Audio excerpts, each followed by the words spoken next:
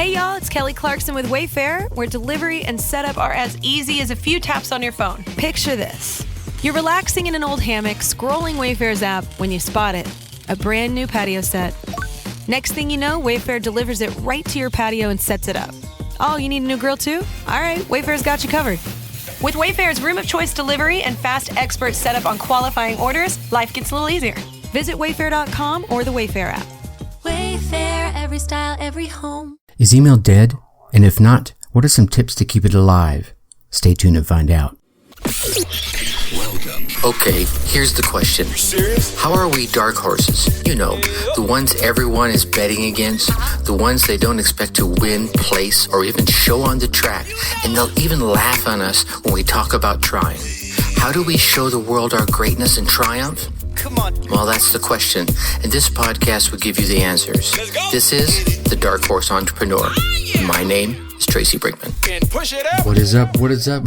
What the hell is up, my Dark Horse friends and family? Welcome back to another live episode where you're going to get a lot more of the Lord of Emails learning today. I'm your Dark Horse host, Tracy Brinkman, and you, well, my friend, that is infinitely more important. You are a driven entrepreneur or one in the making. Either way, you're here because you're ready to start or restart, kickstart, or just start leveling up with some great personal marketing or business tips and results in order to build that beautiful business of yours into the empire it absolutely deserves to be. And that's why I'm here coming to you with another daily success episode where we dive deep into success with some actionable advice, tips, and steps to help you level up your game, because we know there are no shortcuts to success, except for taking those little steps towards your goal every single day. Now, I hope you're getting value from these episodes, and if you are, drop us a little like down below, drop us, give us a thumbs up,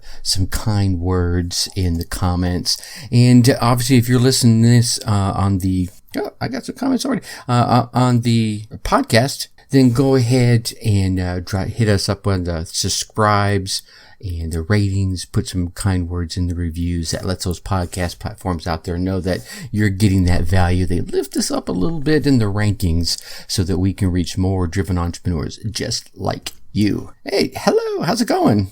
It doesn't say who you are. You have to click that little link that should be showing up in the notes so that it will show me your name here in StreamYard that I'm using to record this live episode. Now, we talked with Tom Ante on Monday, and obviously he was a big fan of emails. He's been building an email list, I think he said, of 100,000 users. It's reached the heights of 150,000. And I remember back on episodes, I'm looking at my notes here, 119, 120, and 121, we went into a lot of tips and tricks and techniques about emails, but so I don't want to rehash all that. So be sure to go back and check out those episodes. And I'm happy to have you here, by the way.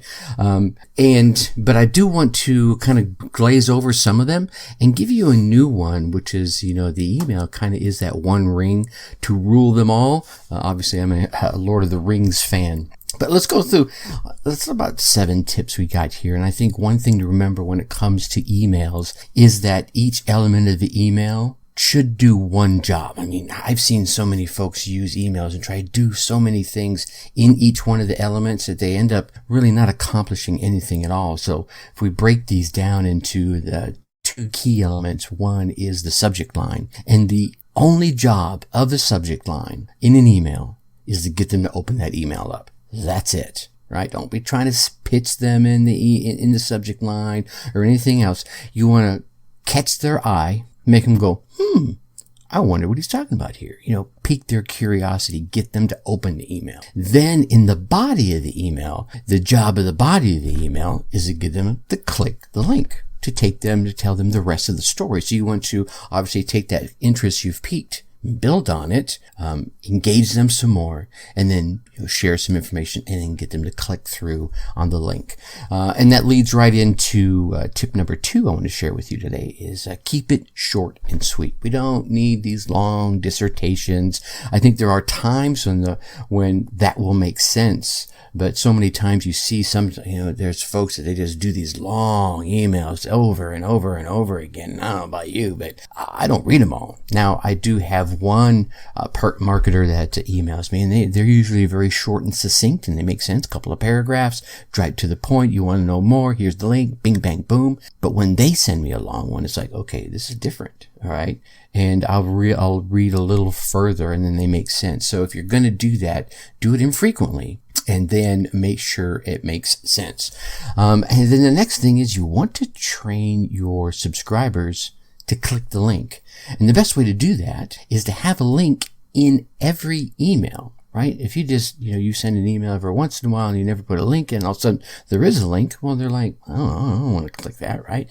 So if every email has a link, right, to get more information, to share more of the story and what have you, then they're trained to go ahead and click on that link. Now, a great way to do this is by sharing stories and then saying, if you'd like to know the conclusion, you got to click that link, right? Or if you want to know what happened, you got to click that link. Or if you want to know how to keep this from happening to you, you get it. Click the link, right? And then the next one comes up with, as you're doing these emails, you're going to want to be consistent. And that doesn't have to be every single day, but whatever schedule you're on, right? Ka-chunka, ka-chunka, ka-chunka, ka-chunka. That way when they see your name, they're like, oh, I know this. This is Tracy. He's got this email and I'm going to check it out. And I probably won't hear from him again for a week, and boom.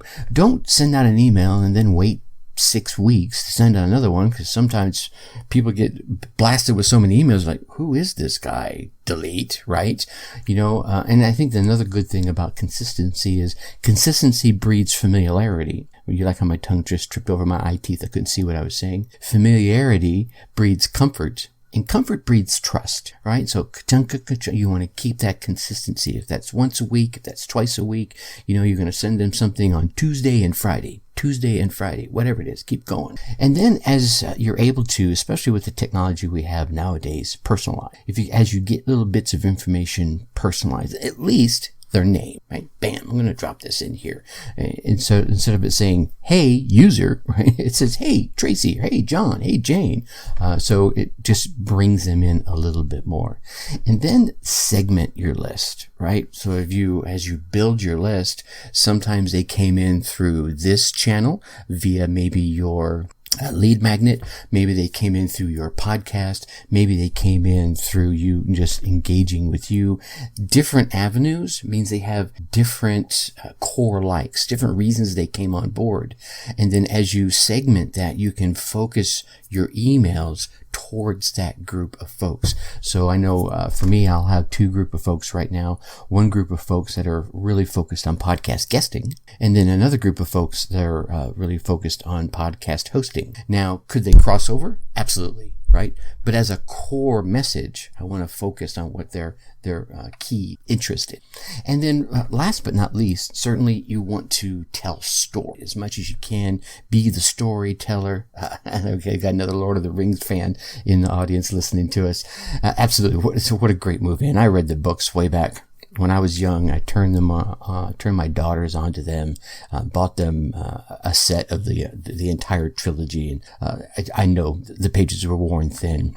But anyway, so that's a great example of telling stories, right? Those stories, you can read those stories over and over and over again, and at different times in your life and whatever experience you're going through, something different will catch your attention. So you may be telling this great story, and I know here's a great story for me. Way back when I first got into the digital marketing space, and I'm, as you can tell by the long gray beard, I've been a little long in the tooth in the marketing arena. It was Thanksgiving, and I had sent out my weekly email earlier in the week already. already. I think I did them on Tuesdays and Fridays, which is why I mentioned it earlier, right? And so obviously Thanksgiving's on Thursday, and there was just this moment that happened during Thanksgiving. My kids were sitting down, right? And I just got finished making the turkey. My mom and dad were over. It was just, this vibe was in the air. It was so cool. And I walked over to my computer and I typed up an email and I shared this message of gratitude for what I was looking at across the dinner table. And, I just wanted to share that with my email list. No pitches, no nothing, just sharing this story and hoping that they had an amazing day before them as well. And that was one of my most read emails. I got the most reactions out of it. And that kind of leads into where I was going with these last 4 exercises I want to share with you. And the number 1 exercise is show gratitude, right? That giving of thanks, and how they made an impact. I was sharing in that email about how my mom and dad had impacted my life, how my kids had impacted. And it doesn't have to be the reader of the email that you're thankful for, right? They're reading your gratitude. They're identifying with you as a person. They're connecting with you. It could be a teacher you're talking about. It could be a lost friend. In my case, it was my kids and my mom and dad. Tell them how it made you feel amazing, and you're helping impart that amazing feeling onto them, right? Builds that connection with your list. And that is an amazing way to bond with folks. And again, I'm not sharing these tips in an effort to make you manipulative, right? I'm sharing these. Yes, definitely.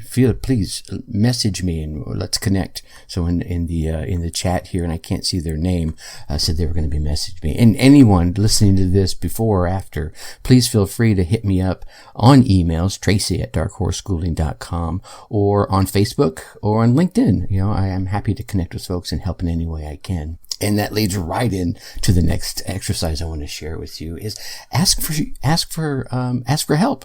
Hey, I have a question. I need some assistance. Open yourself up. There's so much wisdom and untapped knowledge out there.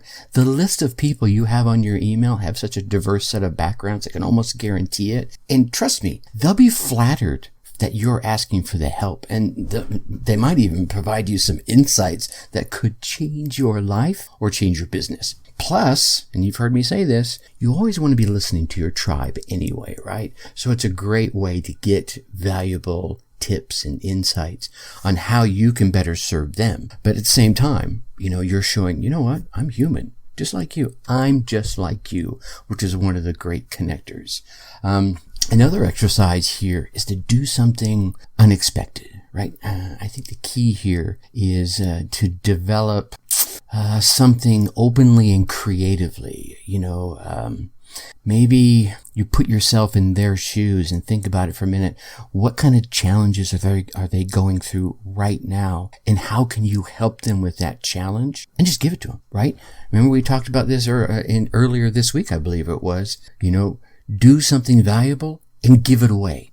People will be lining up with their take my money, please. Because they're like, if this is what he's giving away, how amazing is his service that I pay for, right? And again, I'm not sharing these things to be manipulative. I'm sharing them because as you put more out, you get more back. It's karma, right?